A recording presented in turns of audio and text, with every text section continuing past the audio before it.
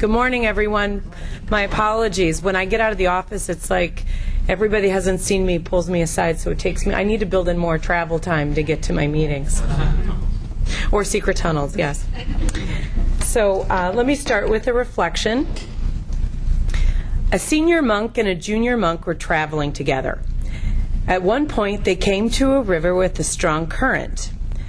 As the monks were preparing to cross the river, they saw a very young and beautiful woman also attempting to cross. The young woman asked if they could help her across to the other side.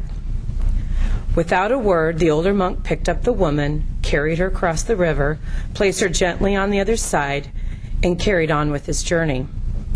Hours passed, and finally the younger monk could not contain himself any longer and blurted out, "As monks, we are not permitted to touch a woman. How could you then carry that woman on your shoulders?"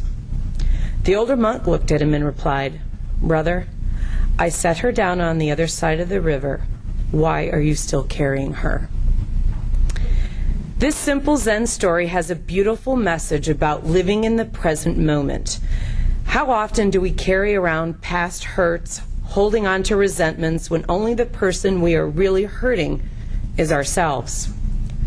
We all go through times in life when other people say things or behave in a way that is hurtful towards us. We can choose to ruminate over past actions or events, but it will ultimately weigh us down and zap our energy. Instead, we can choose to let go of what doesn't serve us anymore and concentrate on the present moment. Until we can find a level of peace and happiness in the present circumstances of our lives, we will never be content, because now is all we will ever have. I don't know about you, but I really work hard to try to live that out. And some of you have probably heard me say we strive for excellence and we practice forgiveness often. I think that's a message, too, in terms of this story about everything that we're doing in terms of process improvement and how we work well together.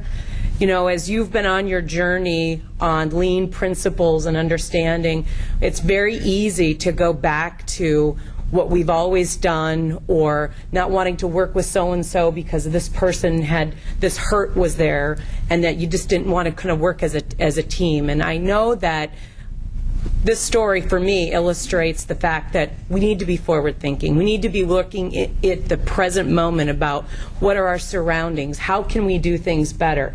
Yes, it's comfortable to look on the past and say this is what we've done, but the problems of the future and the strategy of the future are sometimes going to require us to think differently and think forward. And so hopefully you experienced that in your session, where you've been looking at how do we look at these things differently. You know, these may be small steps that you're working on, and you may be looking at the process improvement and say, wow, it didn't have this big, huge impact that we were looking for. But I will tell you that it does. And the reason that it does is because as we learn to think forward and make those changes and process improvement, and we open the circle of people that we're including in looking at how we can do things differently, those little steps are like a ripple in the pond. They just kind of, you know, they go out. They touch and they ruminate beyond just that particular moment. So I will tell you that as Wheaton, we're looking at how we can continue to find small steps and big ones, utilizing lean, sharpening our skills, looking at things differently, not relying on the past of this is how we've always done it, but thinking differently, practicing how we can do this beyond just these little programs, but looking for it in everyday opportunities for process improvement so that this becomes the way we do things, that it becomes our thinking. And it's really not about change management anymore. It's really about this is the Wheaton way of doing things. So I have to tell you, I'm very excited about hearing about the process and the progress that was made in this RPIW. It's the third one that we've done, and I can't wait to hear about the great aha moments and the great things that, even small or large, about how we rethought a different way to do things to make sure that we're keeping our patients at the center of everything that we do. So without tap dancing any longer, I'm going to turn it over to Kristen so we can start learning about what happened.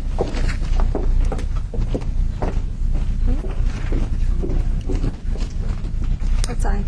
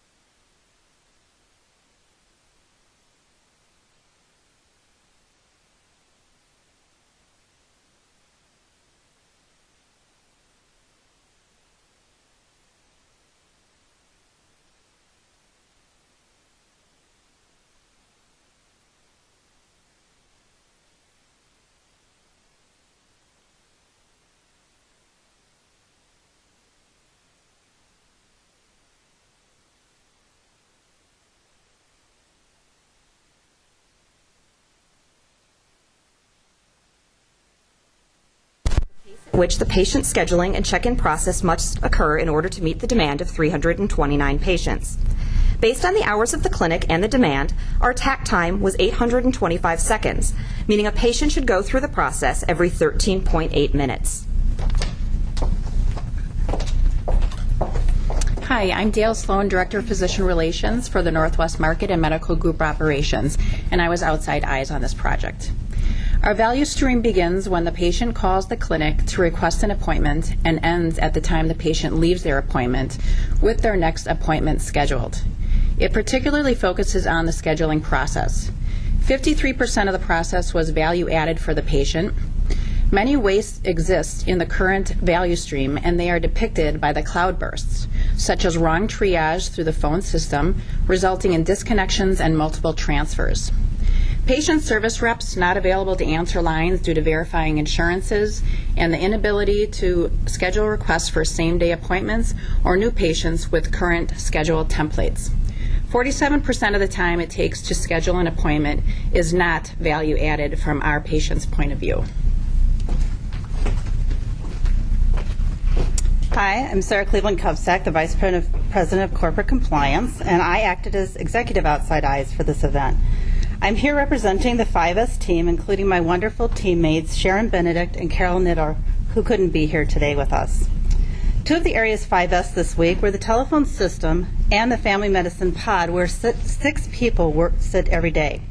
For the telephone system, our objectives were to simplify the prompts for the patients and increase the likelihood that the patients would reach the correct person on the first try. For the first S, sort, we reviewed the phone numbers for the physicians on the My Wheaton website, correcting 11 inaccuracies. We then identified prompts that weren't helpful for the patient or workflow. For the second S, simplify, we simplified the first and second set of options. Originally, there were 20 combinations of options. We ended with 10 option combinations. Now the patient simply selects the physician office and then whether they'd like to schedule an appointment or speak with a medical assistant.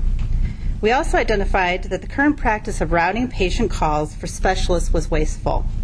The patients were routed to anyone in the building that was available. Now the calls will be routed to 2 designated associates. These changes will be implemented in the upcoming weeks. Turning to the 5S, so the family medicine pod, our objectives were to decrease the unnecessary sound for the patients and increase associate safety.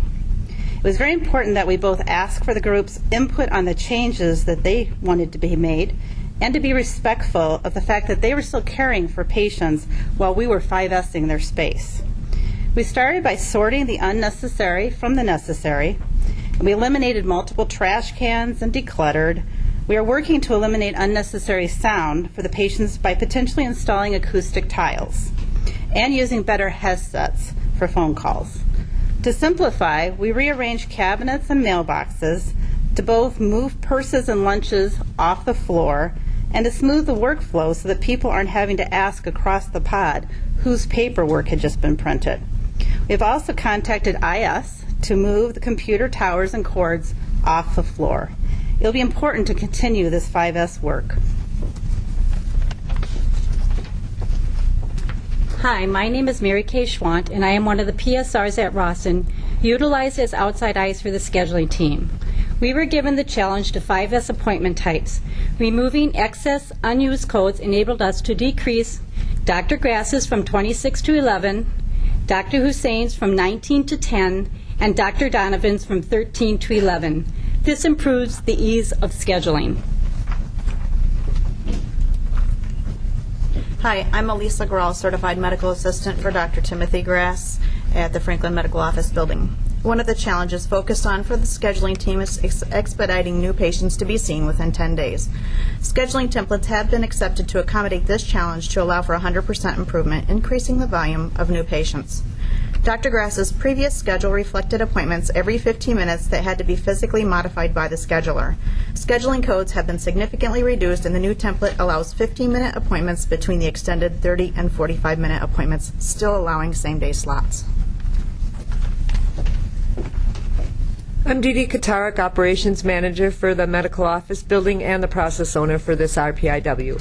One of the challenges of accepting new patients expressed by the physicians was the difficulty of establishing care for new patients who they later deem unable to care for going forward. As a result, a standardized workflow was created in the event the need to terminate a patient arose. In this standardized process, the physician will email the site leaders will draft a letter in Epic for the physician review, and the letter will be signed and sent to the patient. In addition to the new patient availability, Dr. Hussein had an identified deficiency of same-day appointment availability at an average of 2 per day. While reviewing Dr. Hussein's template, it was determined that her same-day only slots were often being used a day or two ahead of time for subacute needs that needed to be seen within a few days. To resolve this issue, we will restructure her template to now include same week-only appointments. With this, we will be able to more appropriately match the appointment to the patient need while preserving the same-day access. With the new template, we've added 2 same-week-only slots each day to accommodate those within a few days' needs while preserving same-day appointment availability. Prior to the RPIW, the methods for reacting to patient no-shows vary by physician and department. In some areas, the PSR would do the follow-up work as a result of a no-show, and in others, the medical assistant would react. Also, sometimes the patient was called, and others, the patient was sent a letter. By standardizing the flow for follow-up process for unkept appointments, our patients will be sent a letter and will be called by the medical assistant. This will ensure the patient is aware of our expectations surrounding keeping appointments and will afford the opportunity to get that patient scheduled for a future appointment, thus improving physician productivity.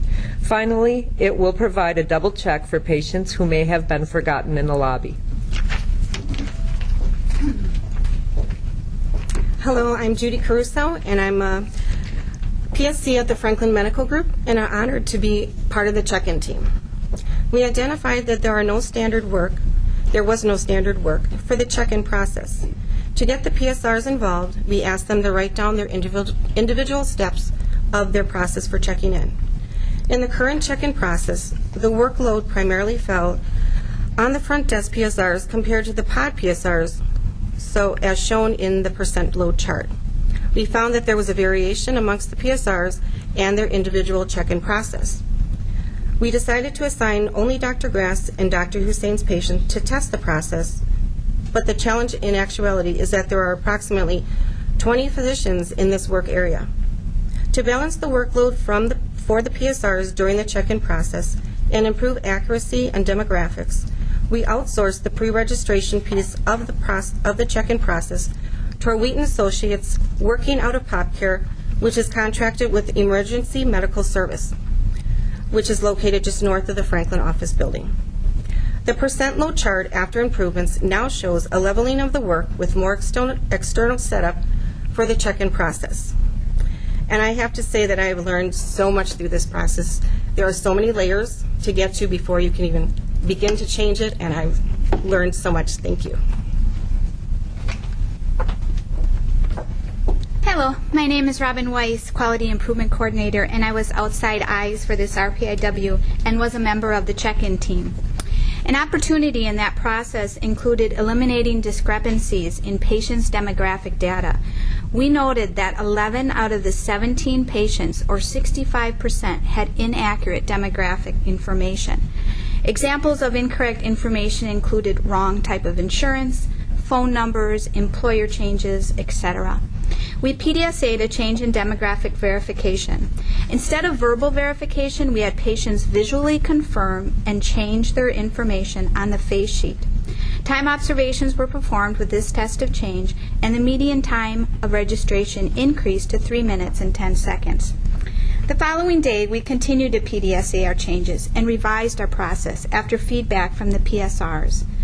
This revised process was to review the information as the patient was visually checking the face sheet.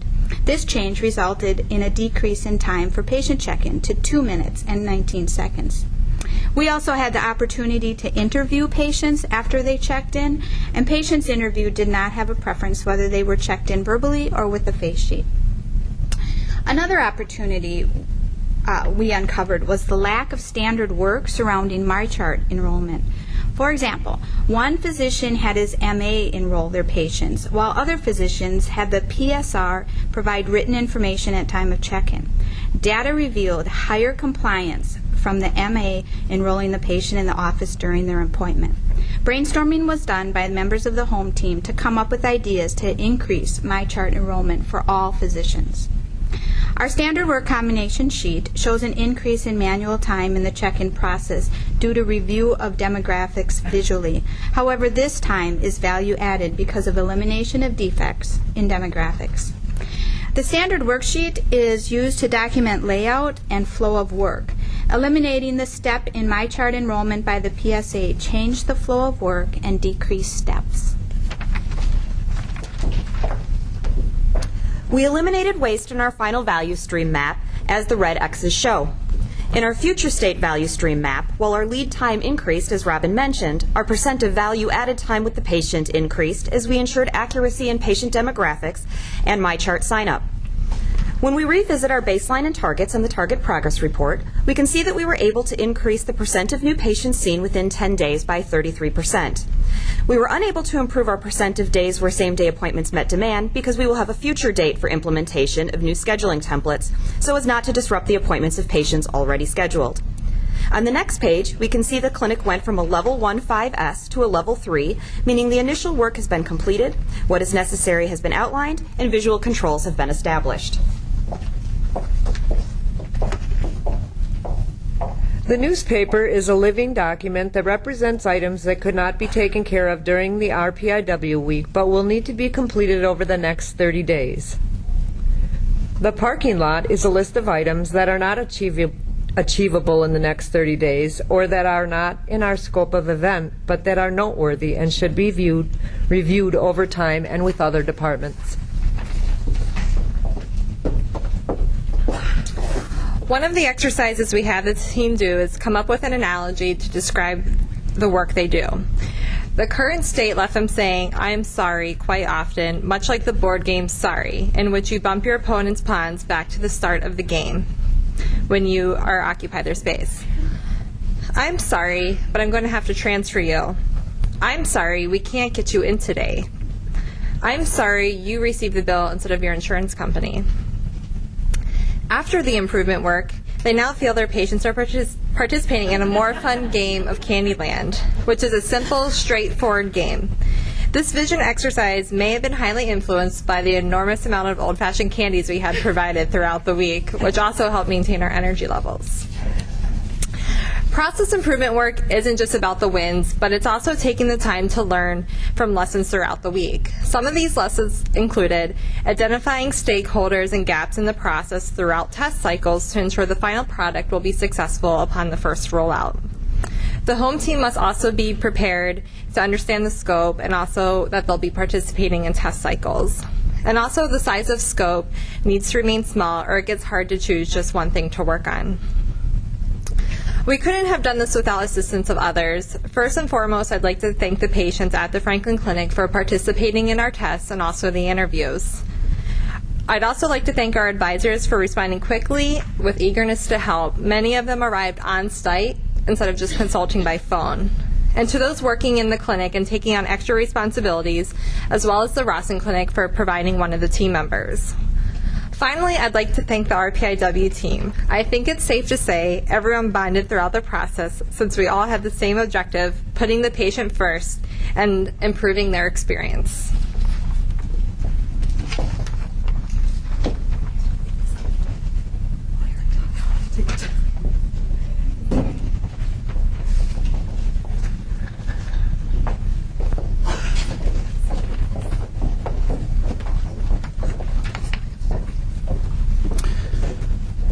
Hello, my name is Eric, and I am the Vice President of Medical Group Operations in the Central Market, and I am the flow stream sponsor for this project.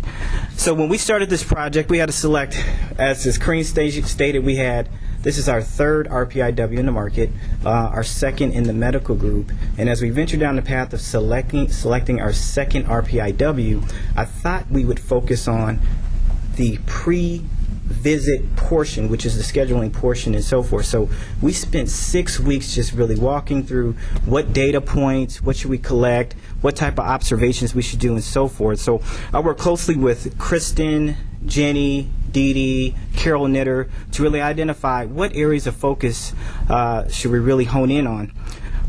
Also, I would like to truly appreciate all the work that's going on to this with our people from other markets, the outside eyes. We have compliance officer here.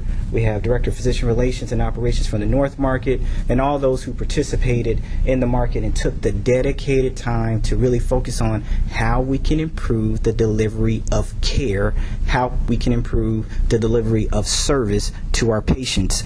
So some of the challenges I put in front of the team, and I'll highlight some of the things I just heard before I go into the challenges. But what I heard Dee Dee say is that with one particular doctor, Dr. Hussein, she was using her same-day access points, the access appointments the day before or 2 days before, and now they made an adjustment to do same-week access slot, and then they're able to now achieve same-day access appointments, which is neat. I also heard that we had an average of 20 or 20 plus phone prompts that's now been reduced to 10, which is also, I think, a phenomenal feat considering that 50% has already been improved in just 1 week's time.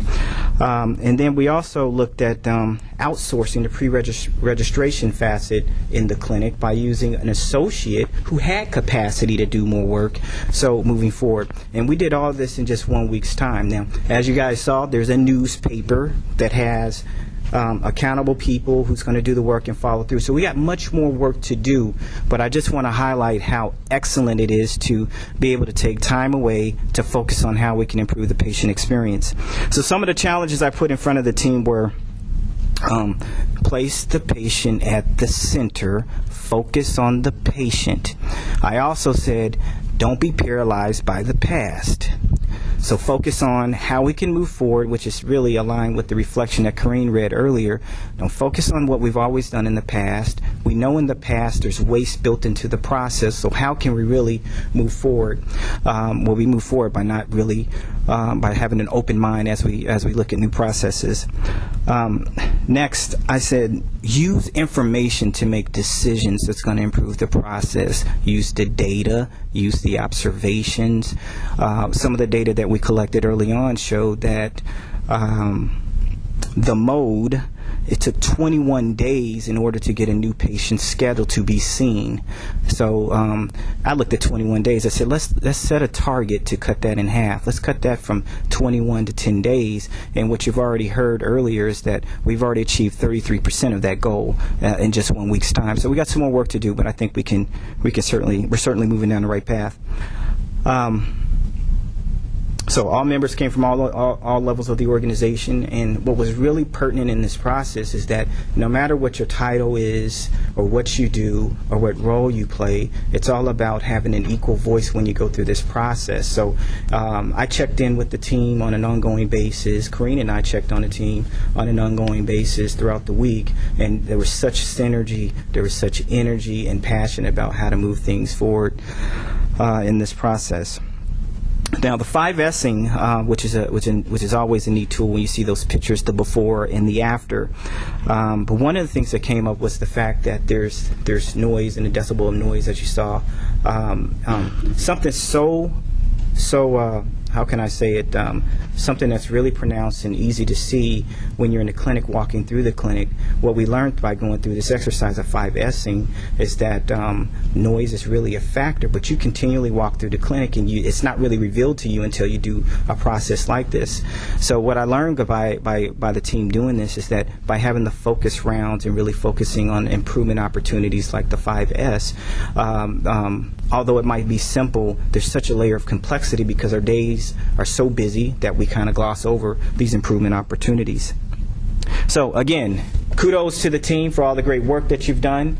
I like a round of applause just to say we recognize them for that.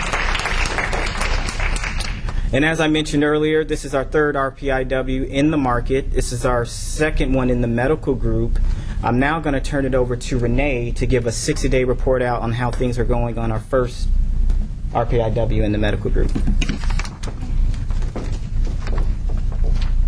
Good morning, everyone. My name is Renee Hicks, and I'm the operations manager and the process owner with Dr. Golden for our Rawson RPIW, which focused on the patient visit. So this morning I'm going to provide you with a brief report out on our current and our future state. I will briefly touch base on all the agenda items that are ahead of you. The target progress report, the lead time has increased a little bit since our RPIW. We do know that we do need to progress a little bit more. We are taking a look and continuing to focus on putting more measures in place for the upcoming 90 days. In terms of our defects, we are still achieving 0% defects. One of our defects during our RPIW was Dr. Golden walking around trying to find her support. Presently, with the flow manager in her office and the Strider routinely rounding, Dr. Golden always has that support there for her. So she's no longer looking for that. So she never has to leave her pod at this time. With regards to the 5S's, we have gone from a level 1 to a level 4, and I will share some of that success with you as we move forward. With regards to our newspaper, we have accomplished the majority of all of the items on our newspaper. There are 2 items that we are still focusing on. One of them that we recently received was the office communicator. So at this time, we are working together to create guidelines as to how the office staff will utilize that to inform our providers or other support staff as to what we need done in the clinic without getting up and walking around all the time. In addition, we are in the planning stages for updating our waiting room. On the parking lot, with regards to that, we will be focusing on rolling out the scheduling template to the remaining providers in our clinic, and we will also be focusing on rolling out the flow stations. Post RPIW, we have had many successes. We have seen much success with the scheduling template. May was a challenging month for the staff and for Dr. Golden as we worked together through the trials of implementing the new template. However, on the next slide, you will see that we have had much success with increasing her patient volume. I went back and took a look at June of 2014 and June of 2015. You can see Dr. Golden was in the clinic one less day. However, we did increase her patient volume by 34 patients. Should she have been in clinic that extra day, we would have increased her patient volume by 58 for the month of June. In addition, the utilization of the, or actually going back to that, Dr. Golden, in addition with regards to the change in the template, has also allowed her to spend more valued time with her patients in the office. And one of the things that she always has done is walked her patients out to the door. And even though we changed her template up a little bit, she's able to still practice that personal touch that she has with her patients. So we didn't take anything away from her at all, which is a positive thing. And in addition, another good thing that we're seeing is that the patients are spending less time in the waiting room and in the exam room. So a lot of pluses due to the template changes. We did implement the utilization of the Kanban process and has streamlined, and this has streamlined our ordering and has provided more structure, way of keeping track of our supplies and our usage of those. And so this is our supply room. You can see that Alexa is pointing out the cards. And then also in our exam rooms, we are using them. So when we get down to our supply, we pull those cards, we give them to Diane, and Diane orders from them. And then we're also ordering only one time during the month to make sure that we are not over-ordering in our office. Whereas prior, people were just ordering randomly whenever they needed something. So that has ceased. We're not doing that anymore. With regards to our 5 S's, we have 5 S's, our break room, our exam rooms, our nursing stations, and our supply closets, and we continue to do that as we move forward. Let's see. Our next steps, as we take a look at what our next steps will be, we will be proposing and rolling out the scheduling template to our other providers within the group. We will be discussing this at our physician meeting in July. The implementation of the flow stations across our group, Dr. Golden's flow station, will be completed next week, Wednesday. Dr. Spearn and Dr. Lepek, who is our new family practice provider, will be next, and then Dr. Scalzetti, Khan, and Gentile will follow. With regards to, let's see here, implementing the Strider and the flow manager roles throughout the clinic. Presently, our new hires that come in, we are training them in these roles. And then creating standard work for our provider. Presently, we are working together with the staff and provider, and this has been a challenge because it's changing staff and provider from old habits into new habits. So this will continue to progress and move forward, and it is very important. One of the things that we've seen is when you steer away from those roles, it actually, you find that you're not successful that day. But when everyone stays on track and does what they're supposed to do, we find much success at the end of the day. As we move forward, we will continue to measure our success towards our 90-day progression in the RPIW. We will continue to focus on measuring our patient wait times and access for same-day appointments. We will measure our pre- and post-visits since the RPI, our patient satisfaction, the continuous assessment of are our providers getting out on time, and is he or she taking work home. So those are 2 main goals that we want to make sure are happening. And then how is our provider satisfaction? And then I just have a few takeaways for you. That I truly feel the RPIW is an excellent program, and it really does work. Getting staff and our providers to see the results is key, and keeping the progression of the clinic moving forward is something that you have to continuously encourage every single day. And including everyone in the process is significant to your success. Not only those that went through the RPIW, but in engaging everyone in your clinic to move forward. So, thank you.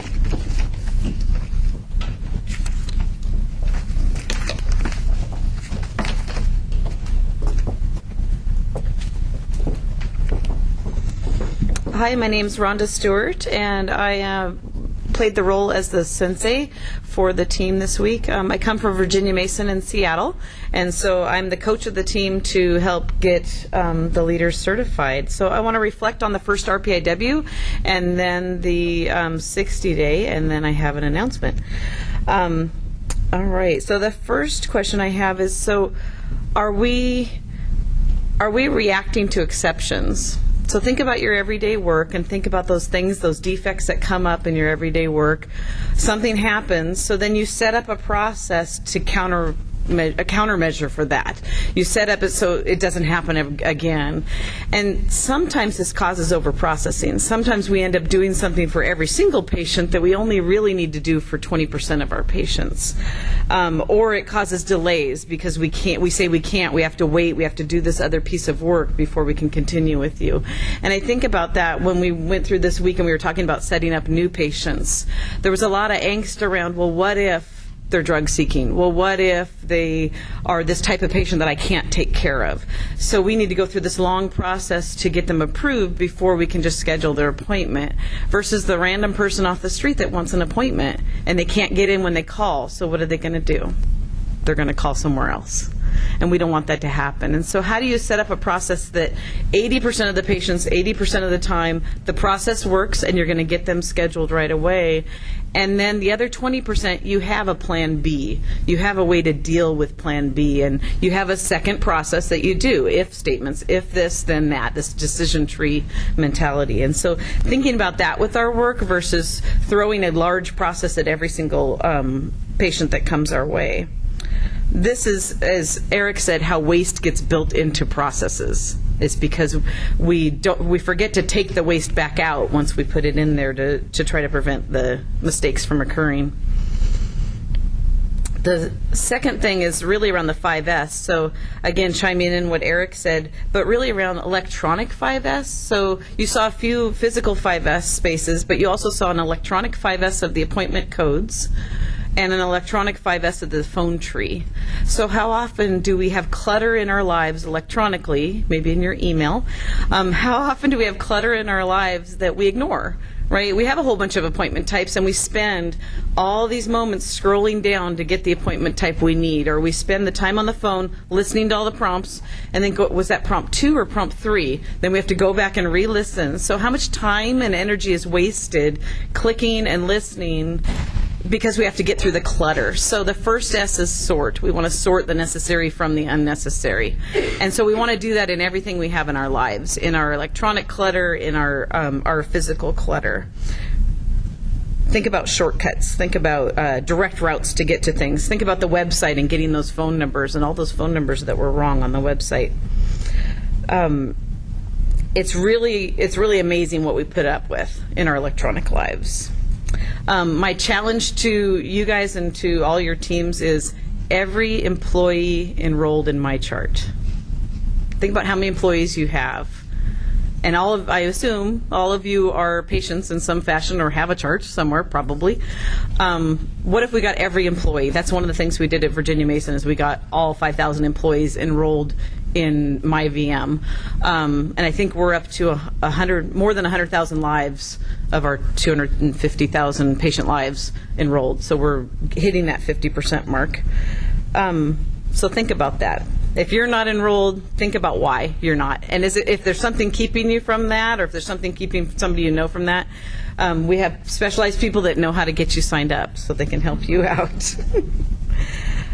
With the Rawson report out, I really want to thank Renee around sharing and spreading. So not just letting this stop with Dr. Golden, but actually having a plan in place to share and spread throughout the clinic, and taking those reins, taking that on herself without asking permission or being told or waiting until she's told she has to. She's just going to do it. And if she does something wrong, she'll just have to ask permission from Eric, or, ask forgiveness from Eric versus asking permission. Can I share and spread this? No, Eric's all on board. Share and spread it everywhere. I'm on board. He's all on board. All right, and then the announcement is that you now have your first certified leader in the Central Market. So Alexa, come on up here.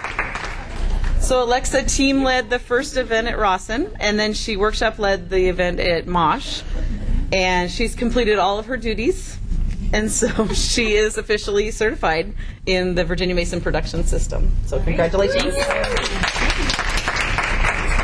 Awesome job. Awesome job. Great. And now Corinne's going to close this up.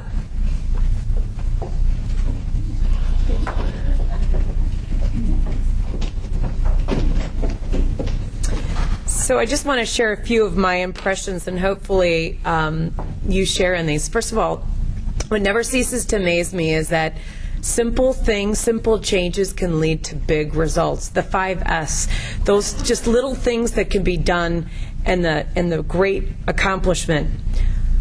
That we don't need high tech and a ton of resources to make these changes. That if we just step back and look at it, again, back to that simple things.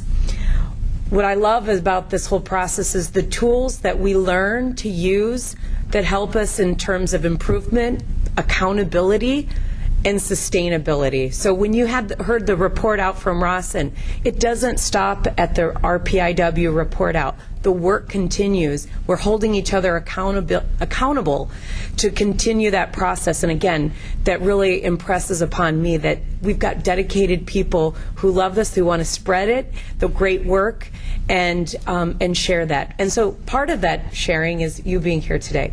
Thank you so much for coming in and supporting your colleagues and celebrating their great work as it relates to process improvement. This is probably coming to a theater near you, so so we're here for our colleagues to support them, and and they will be here for you as we go down this odyssey of constant process improvement. And again, want to thank you for your time, because I know you've got busy schedules, but coming in and being able to celebrate the great work of this team and those who've dedicated time to make improvement, and so we can all learn, is much appreciated and is consistent with our values. So without further ado, I'm just going to close and say thank you for your time.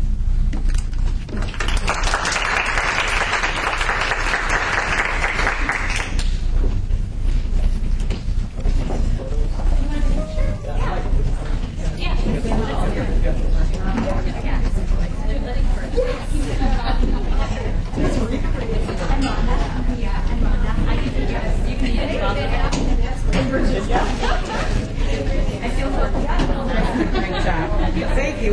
They were amazing. Great job. Continuously practice kindness. That's all I'm saying. No, I thought it was today. Oh. We get like 10 minutes. Yeah. Okay. Oh, they're going to do the mic? I know where my next year. You can hold everything. I know. And we can quote from it. Maybe we should take it by like a blank wall. Over here? Yeah. What about here? Or do you want it in front of the agenda? No, you can move the agenda. No. You can put that up. Oh yeah, let's do that. Or turn that off. If you turn that off, please do not turn off. Well, how do we get the... Okay, how do we turn that off? Oh, here. I don't turn it off. Okay, I was like, I don't know. I can't do much with AV, but this I know how to do. Today, I've entered into the world of recording, so if the record out video does not turn out well, it is my fault. The microphone did work. So there was a red light back, and I thought it was a mic, but it didn't have it. I think that white background would work. Oh, don't you think? Oh, yeah. Yeah. It's like the Sorry. I just no light. No. Okay, it's there. Nothing great.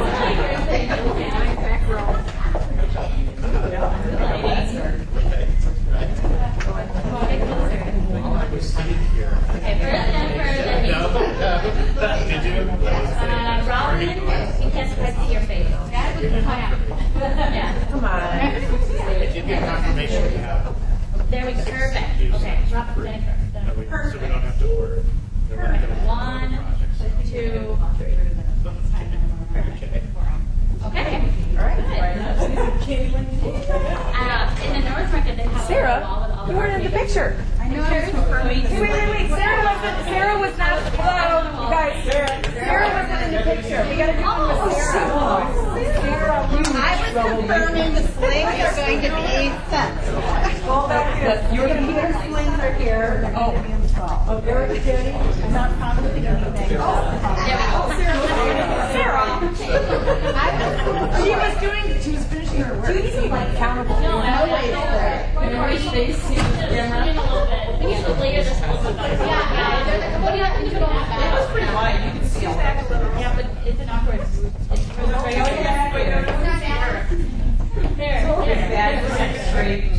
Dana, I can't see you. Better? Yes, much better. Okay, now look here. One. Oh, sorry, never mind. Sorry. Good catching a little one. 1, 2, 3.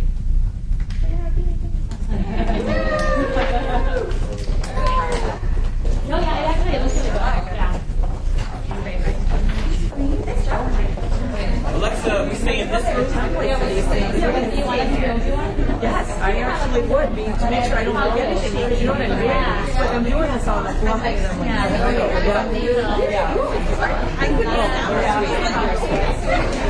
We got a template for those days. I just got to plug through it. Yeah, it's all the things they want me to make sure I hit. Even if you just say this, then I know what to say. And then go off.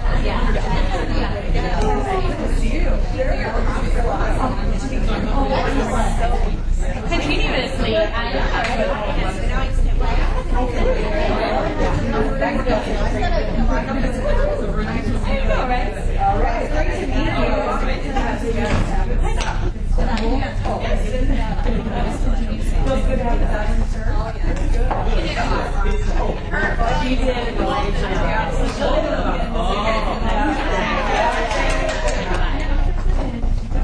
We'll have to see where we can do your certificate.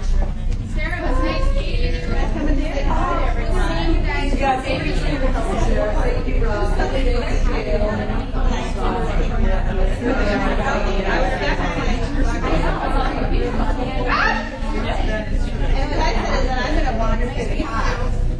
Are you going to pick up on the pot? In the pot? Oh, absolutely.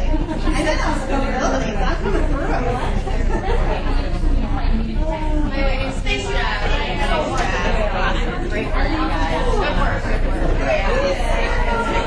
Anytime. I look forward to seeing good information. Okay.